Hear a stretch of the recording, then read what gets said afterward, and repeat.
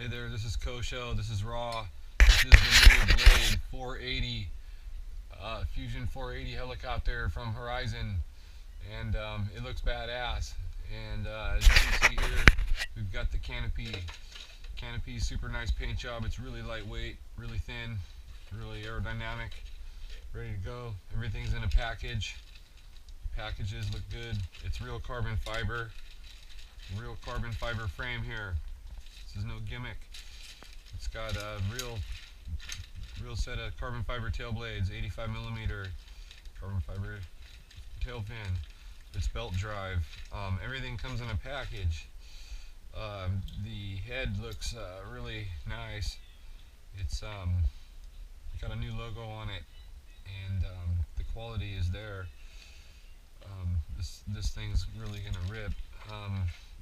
It's an auto rotation. It's got belt drive, like I said, and here's the swash plate, which really looks pretty nice in detail and smooth. And